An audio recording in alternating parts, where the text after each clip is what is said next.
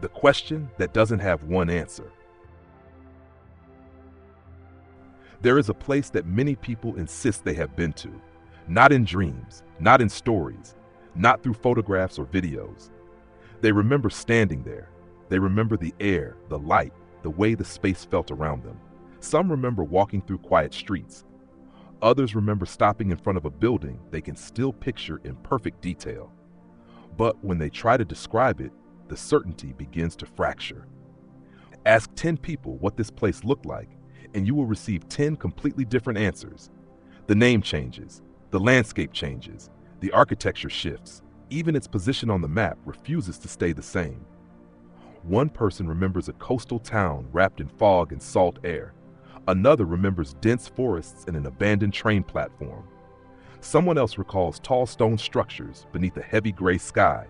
None of these descriptions match, and yet every person speaks with absolute confidence.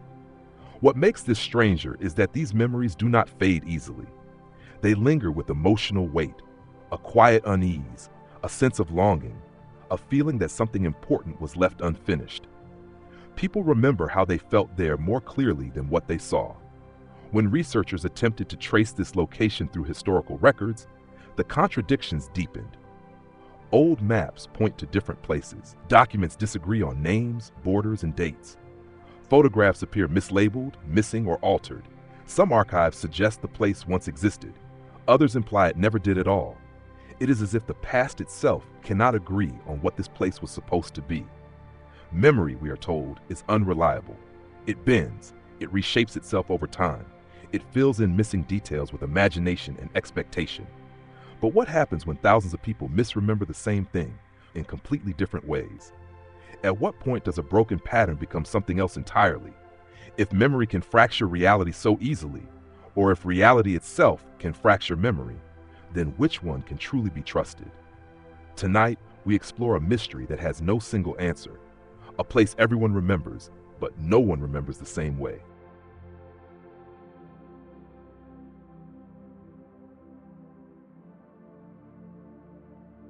Everyone remembers something.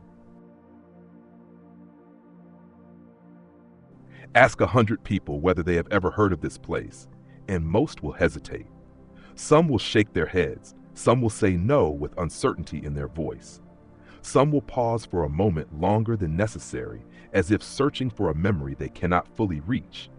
But if you ask a different question, have you ever been somewhere that feels familiar, even though you can't explain why?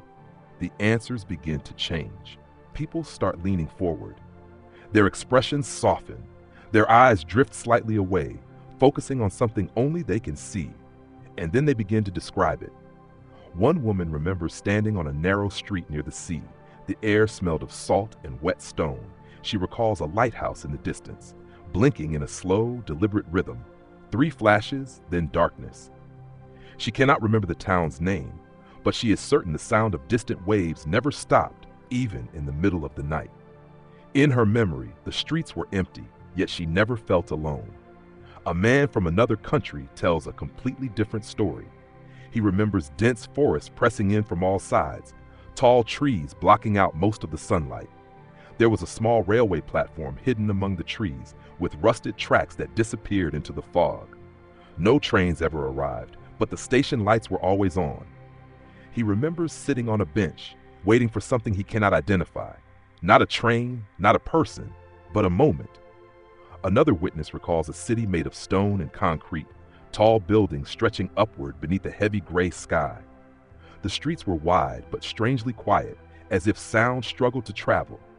He remembers walking for what felt like hours without seeing anyone, yet sensing movement just beyond his vision. The place felt active and abandoned at the same time. None of these accounts align, not in geography, not in climate, not in architecture, not even in atmosphere. And yet, each person speaks with striking confidence. They are not guessing, they are not inventing, they are remembering. What connects these memories is not what the place looked like, but how it felt. Almost everyone describes a subtle sense of displacement, a feeling that something was slightly out of alignment. The colors seemed muted or overly sharp. Distances felt distorted. Time felt difficult to measure. Some people say minutes stretched into hours. Others insist hours collapsed into moments. Several individuals mention an unusual silence, not the peaceful kind, but a silence that feels heavy, as if the environment itself is holding its breath. Even when there were sounds, they felt distant, filtered, unreal. Emotionally, the memories carry unexpected weight. Some people describe comfort, like returning somewhere deeply familiar. Others feel unease, as if they were trespassing in a space not meant for them. A few report a sudden sadness they cannot explain, followed by a lingering sense of loss after leaving. Strangely, many witnesses remember seeing people there, silhouettes, figures in the distance, or familiar shapes moving through the environment. But when asked to describe faces, voices, or names, their memories collapse into blanks. The individuals feel important in the moment, yet impossible to recall afterward. In several interviews, people admit that these memories surfaced unexpectedly.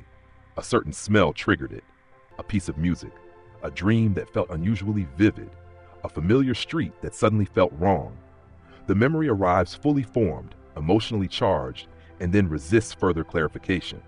When researchers attempted to organize these testimonies, patterns emerged, not in the details, but in the structure of the experience. Nearly everyone remembered arriving without clearly remembering how they got there.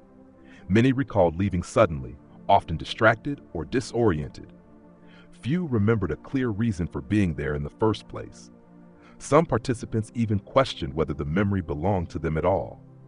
They described it as something borrowed, inherited, or implanted, a memory without a clear origin, yet impossible to dismiss. What makes this even more unsettling is that these people had no connection to one another. They lived in different countries, they spoke different languages, they came from different generations and backgrounds. Many had never heard of similar stories before sharing their own.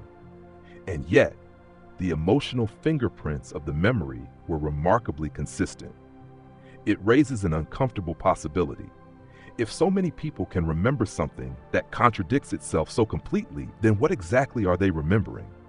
Is it a place, a moment, a psychological construct, a shared distortion of memory, or something that cannot be easily categorized at all? Memory is often treated as a personal archive, a record of what we have lived. But these accounts suggest something else, that memory may behave less like a recording and more like a landscape, shifting depending on who walks through it. Everyone remembers something, they just don't remember the same thing. And perhaps that difference is the most important clue of all.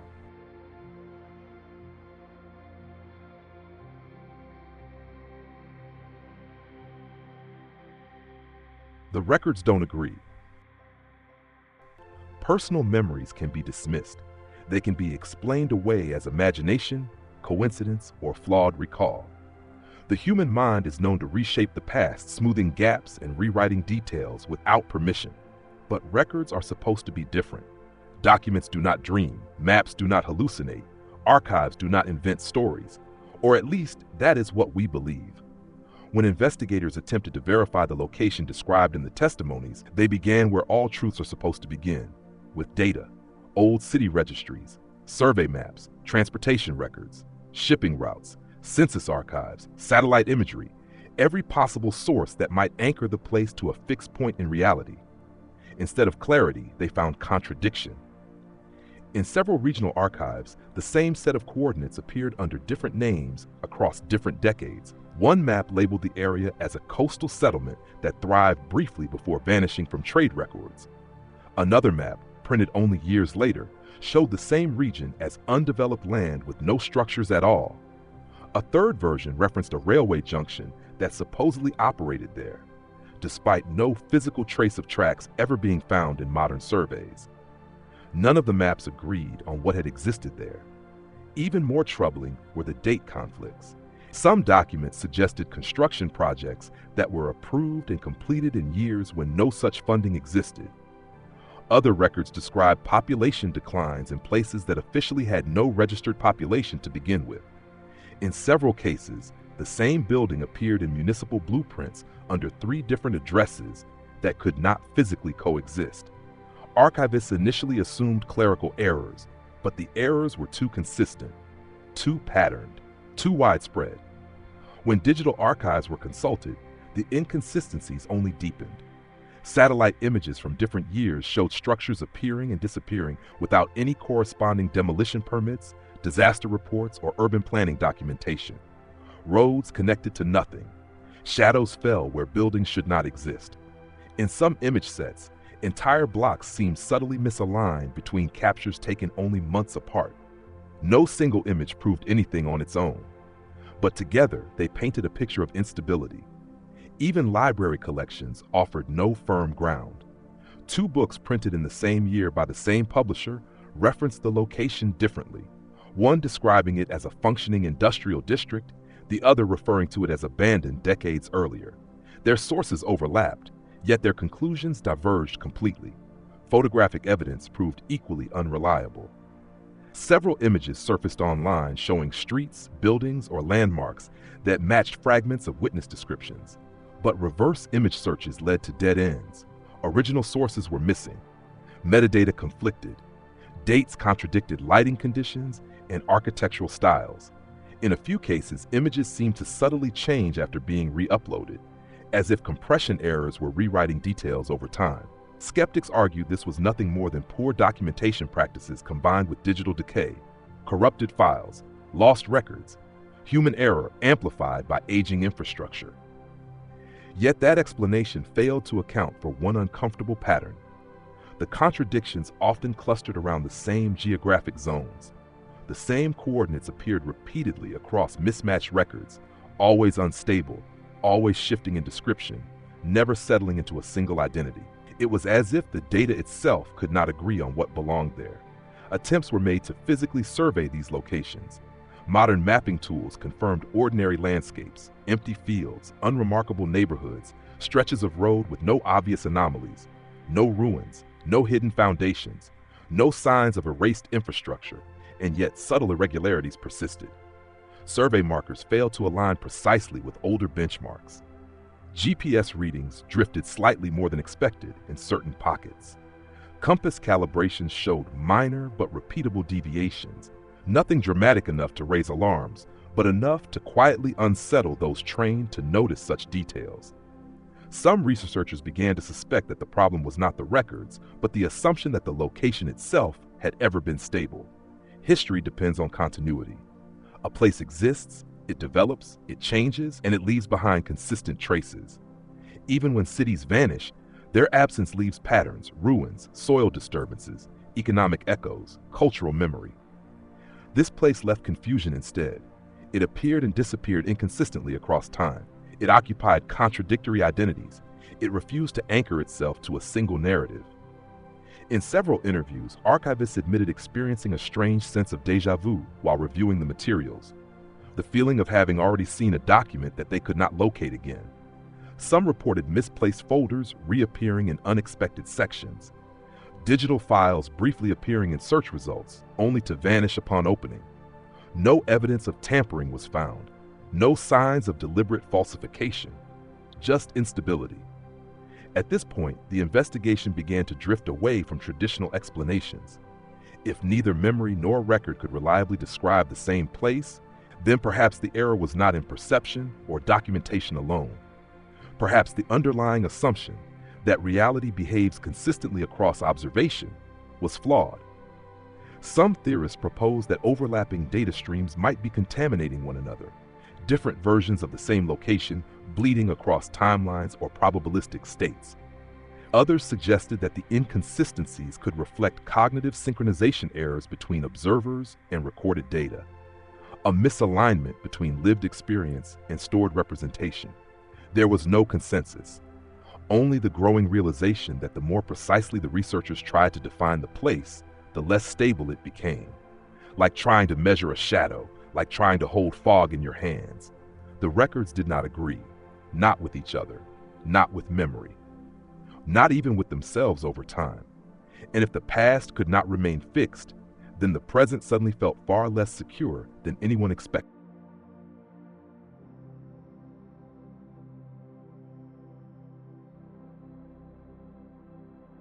Shared details that shouldn't exist. If the records could not agree and the memories could not align, then the investigation should have collapsed into noise, a collection of unrelated stories and faulty data with no meaningful pattern. But that is not what happened. As researchers continued comparing testimonies, a strange consistency began to emerge. Not in the physical descriptions of the place, not in names, architecture, or geography, but in the sensations people experienced while they were there. Details that should not exist across unrelated memories kept repeating. Many individuals described a sudden drop in ambient sound. Not silence in the ordinary sense, but a pressure-like quiet, as if the air itself had absorbed every echo. Some said the world felt muffled, like being underwater. Others compared it to standing inside a sealed room where sound had nowhere to escape. Several witnesses independently mentioned moments when their own footsteps sounded delayed, as though the environment responded a fraction of a second too late. Voices, when present, felt distant or slightly distorted, even when the speaker stood close. Time itself appeared unstable. Some people recalled watching shadows move too slowly across walls, stretching longer than the sun's position should allow. Others remembered blinking and realizing hours had passed with no sense of duration. Watches stopped. Phone clocks displayed conflicting times. A few reported brief moments where the environment seemed to pause entirely, not freezing visually, but losing its sense of progression. These distortions were not dramatic enough to immediately trigger panic. Instead, they produced a low-level unease, a subtle awareness that something fundamental was out of alignment. Another recurring detail involved light. Witnesses frequently described lighting that felt artificial even when it came from natural sources. Sunlight appeared slightly flattened, lacking depth or warmth. Shadows looked too sharp or too soft, detached from their objects. At night, artificial lights sometimes failed to illuminate space normally, creating pockets of darkness that felt unnaturally dense. Some described brief flickers in peripheral vision, not clear hallucinations, but momentary impressions of movement that vanished when directly observed. The environment felt responsive, yet indifferent. Perhaps the most unsettling pattern involved human presence. Across cultures, ages, and locations, many witnesses recalled seeing other people in the place, walking past them, standing at a distance, or occupying nearby spaces. These figures felt familiar in a vague way, as if recognized without identity. But when witnesses tried to remember faces, voices, clothing details, or expressions, the memories dissolved. The individuals became silhouettes in retrospect, emotionally significant, yet visually incomplete. In some cases, witnesses reported feeling watched, even when no one was visible. In others, they sensed that the people around them were behaving slightly out of sync, moving too smoothly, pausing too long, or reacting with delayed expressions.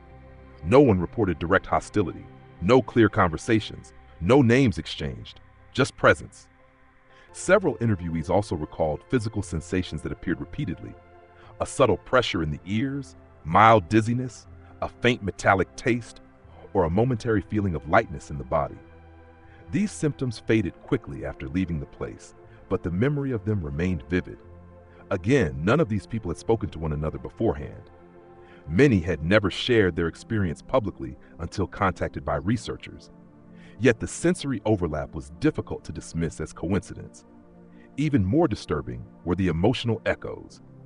A large percentage of witnesses described leaving the place with an unexplainable emotional residue. Some felt nostalgic for something they could not name.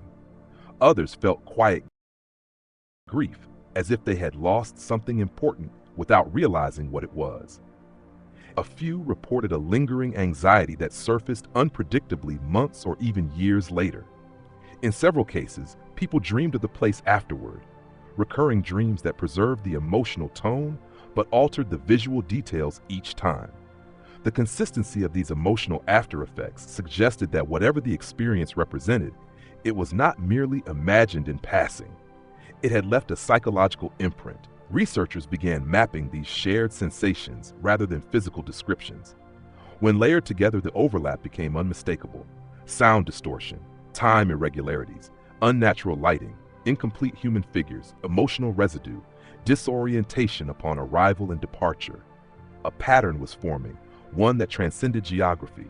It raised a troubling question: how could unrelated individuals produce such similar internal experiences without a shared external reference? Mass suggestion was considered unlikely. There was no single viral story, no common media source, no cultural narrative linking these reports. Many testimonies predated widespread internet access. Neurological coincidence could explain some overlap, but not the specificity and repetition across such diverse populations.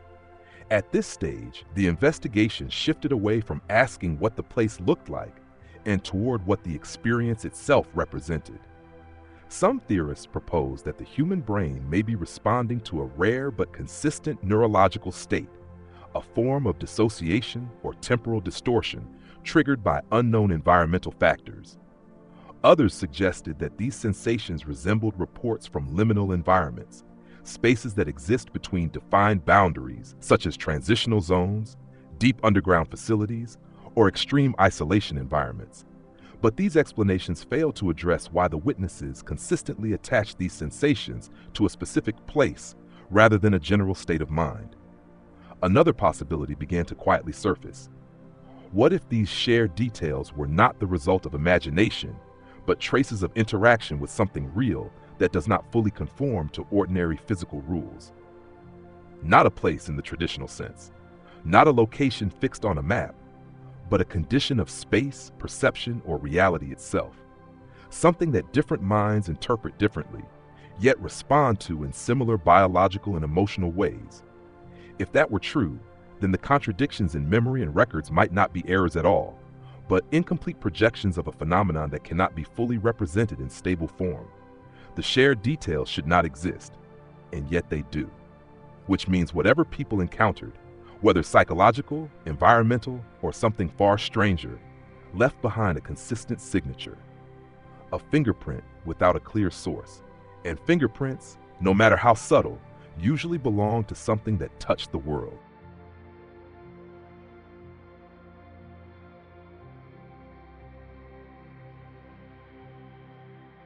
Possible explanations. When a mystery refuses to settle into a single explanation, the human mind does what it has always done. It builds frameworks, theories, models, stories that allow uncertainty to feel manageable. In the case of the place everyone remembers differently, explanations began forming almost immediately. Some were grounded in psychology, others leaned toward physics, neuroscience, and philosophy. A few crossed into territory that most academic institutions hesitate to acknowledge at all. None of them fully solved the mystery, but each revealed something unsettling about how fragile our understanding of reality may be. The most conservative explanation focused on memory itself. Decades of research have demonstrated that human memory is not a recording device. It is reconstructive. Every time a memory is recalled, it is partially rewritten, influenced by emotion, suggestion, expectation, and external information. False memories can form easily. Entire events can be remembered with complete confidence despite never occurring. From this perspective, the overlapping testimonies could represent a shared cognitive bias, a template the brain uses when constructing uncertain or incomplete memories. Liminal environments, transitional states, and ambiguous sensory input often produce similar distortions: altered perception of time, reduced sound sensitivity, mild dissociation, emotional intensity. Under this model, the place may not exist at all. It may simply be the brain's attempt to impose structure on fragmented experience, dreams, half-remembered childhood locations, moments of fatigue or stress blended into a coherent but fictional narrative. Yet this explanation struggles to address the consistency of the emotional and sensory overlap across unrelated individuals who had no exposure to shared suggestion. It also fails to explain why these memories attach themselves so persistently to the idea of a specific location rather than remaining abstract sensations. Another line of reasoning explored neurological synchronization. Some neuroscientists propose that certain rare brain states could produce similar experiential patterns across different individuals, much like how migraines, seizures, or dissociative episodes produce consistent subjective symptoms. If an unknown trigger existed, environmental, electromagnetic, chemical, or psychological, it could potentially induce similar perceptual distortions in different people at different times. In this scenario, the place would again be an internal construct, not an external environment. The shared details would reflect common neural responses rather than shared external stimuli. But this raises a new problem. What would consistently trigger such a specific and complex neurological pattern across different countries, decades, and environments without leaving measurable traces? Environmental explanations were also explored. Some researchers pointed to locations with unusual electromagnetic fields, infrasound frequencies, or geological anomalies known to influence human perception and mood. Certain frequencies can cause unease, hallucinations, or time distortion sensations without conscious awareness. Magnetic irregularities can interfere with navigation and sensory processing. Could multiple unrelated locations share similar environmental properties that produce nearly identical subjective experiences? Possibly, but this explanation collapses when confronted with the instability of records and geographic inconsistency. Witnesses were not all describing the same physical coordinates, climate, or terrain. The anomaly appeared detached from a single physical site, which led some theorists to consider a more abstract possibility. What if the location is not fixed in space, but in state? Rather than existing at a stable coordinate, the phenomenon might occur when certain conditions align: cognitive, environmental, temporal, or informational, a convergence point rather than a destination, a moment where perception slips slightly out of alignment with baseline reality. In physics, there are models that describe overlapping probabilistic states, where multiple outcomes coexist until observation stabilizes them. In complex systems theory, small fluctuations can produce emergent patterns that appear stable from certain perspectives and chaotic from others. Applied loosely, this suggests the possibility that what people encountered was not a place as traditionally defined, but an interface between overlapping versions of reality, briefly accessible under rare conditions. Each observer perceives a different projection of the same underlying structure, filtered through their own cognition, memory, and expectation. The contradictions would not be errors, they would be incomplete perspectives. This idea remains speculative and controversial, but it offers one explanation for why the experience feels consistent internally while appearing inconsistent externally. Another hypothesis emerged from information theory and simulation research. If reality behaves like an information system, then memory, records, and perception may function as overlapping databases. Errors, conflicts, and corruption are inevitable in any complex system. Some researchers propose that the inconsistencies might reflect synchronization faults, moments where different layers of stored information fail to align perfectly. Under this model, the place could represent a region of informational instability, where data states partially overlap, producing conflicting outputs depending on how they are accessed. Human memory, historical archives, and digital records might each be sampling slightly different versions of the same dataset. Again, highly speculative, but not impossible within theoretical frameworks. More unsettling interpretations emerge from parapsychology and consciousness studies. Some researchers suggested that consciousness itself may not be fully confined to individual brains. If human perception interacts with shared informational fields, collective memory structures, unconscious pattern networks, or distributed cognitive systems, then similar experiential content could arise independently across different minds. In this view, the place may exist primarily as a shared mental construct with partial autonomy, something closer to a psychological ecosystem than a physical location. This idea blurs the boundary between internal and external reality, raising uncomfortable questions about the nature of experience itself. And then there were the explanations few were willing to voice publicly. The possibility that the place represents an actual overlapping environment, a thin zone between realities, timelines, or dimensional layers. A region where physical rules partially decouple, where memory, perception, and causality behave inconsistently. Not a portal in the cinematic sense, not a gateway you can walk through intentionally, but a transient alignment that occasionally intersects human experience. Those who encountered it did not step into another world, they brushed against it. Such ideas remain firmly outside accepted scientific models. They rely on assumptions that cannot currently be tested or verified. But the persistence of the patterns continues to provoke quiet speculation among those who study anomalies seriously. Each explanation, no matter how grounded or speculative, ultimately circles the same unresolved problem. Why does the experience feel so real to those who remember it? Why does it leave emotional residue? Why do the shared details persist across contradiction? At some point, explanation becomes interpretation. The mystery does not demand belief in any single theory. It demands acknowledgement of uncertainty and humility about the limits of what we understand about memory, perception, and reality. Perhaps the place is nothing more than a sophisticated illusion of the mind. Perhaps it is a rare neurological artifact. Perhaps it is an emergent phenomenon of complex systems. Or perhaps it is something that simply does not fit cleanly into our existing categories. The explanations remain possible, the answers remain incomplete, and the place remains unresolved.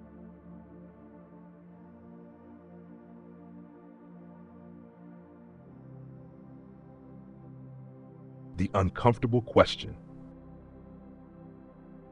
At some point, every investigation reaches a boundary it cannot cross, not because the data disappears, not because the witnesses stop speaking, but because the questions begin to turn inward. The mystery of the place everyone remembers differently does not only challenge geography or history, it challenges something far more intimate, the reliability of our own experience. We trust our memories to define who we are. Our identities are built from remembered moments, childhood scenes, familiar streets, voices we recognize, places we associate with safety or fear. Memory gives continuity to our lives. It tells us that yesterday connects to today, and today will connect to tomorrow. But what happens when memory cannot be trusted to describe something as simple as a place? If multiple people can sincerely remember the same experience in entirely different ways, then certainty becomes fragile. The past becomes negotiable. Reality becomes less rigid than we assume. The uncomfortable question is not whether this mysterious place exists.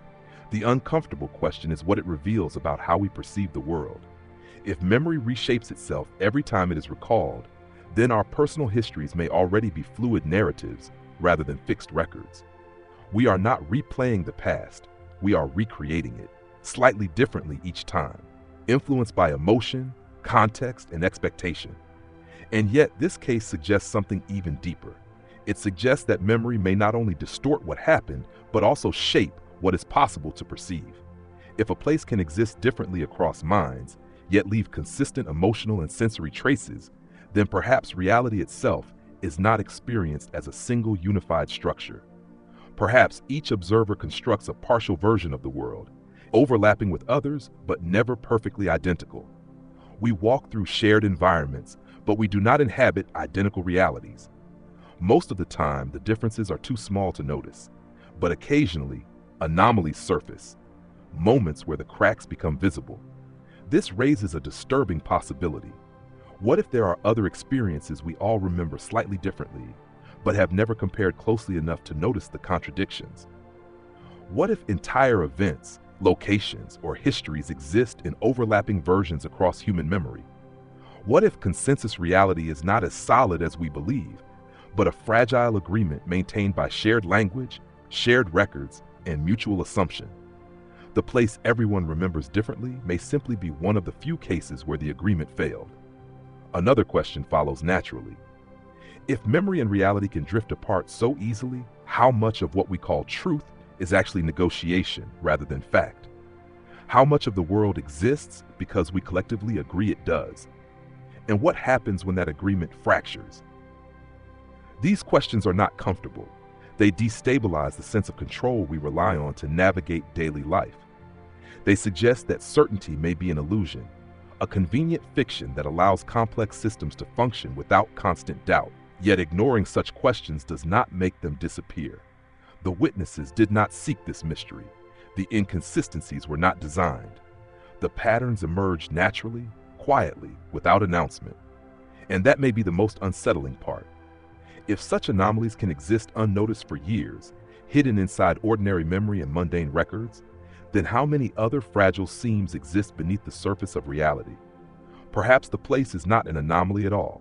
Perhaps it is a reminder that perception is not truth, that memory is not certainty, that reality may be far more flexible than we are comfortable admitting, And once that question is truly understood, it becomes impossible to unthink.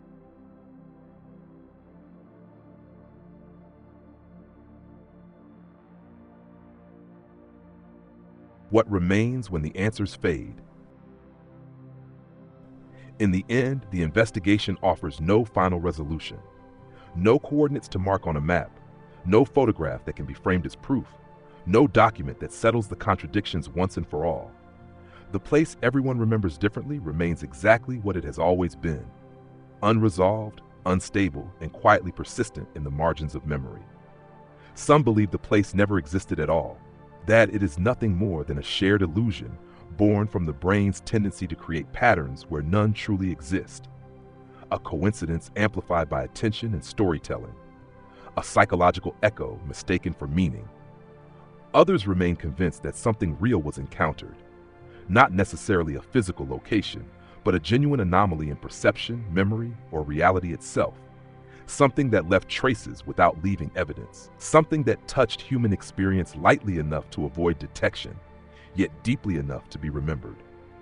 Between these interpretations lies uncertainty, and perhaps that uncertainty is the only honest conclusion. The witnesses continue living their ordinary lives. They go to work, they walk familiar streets, they pass through cities and landscapes that behave exactly as expected. Most days, the memory fades into the background, a strange story filed away among dreams, half-forgotten moments, and unanswered curiosities. But occasionally something brings it back, a certain quality of light, a sudden silence in a crowded room, the way fog settles over a street at night, a familiar place that feels slightly wrong for just a second. And in those moments, the memory stirs, not clearly, not completely, but enough to remind them that something once existed outside the boundaries of easy explanation. The place may never be found again, if it was ever truly found at all. But the question it leaves behind does not fade so easily. If memory can fracture, if records can contradict themselves, if shared experience can diverge without anyone noticing, then certainty becomes fragile. Reality becomes less rigid. The world feels slightly less predictable than we would like to believe. And perhaps that is not something to fear. Perhaps it is simply a reminder that human understanding has limits, that not every pattern demands resolution. That mystery is not a flaw in the system, but part of its design. Some doors remain closed for a reason. Some answers remain unfinished. Some stories refuse to end cleanly. The place everyone remembers differently may never offer clarity, but it offers something else instead.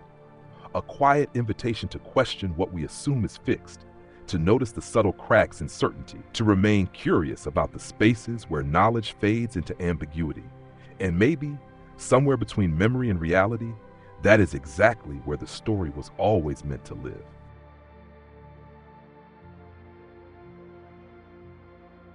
Share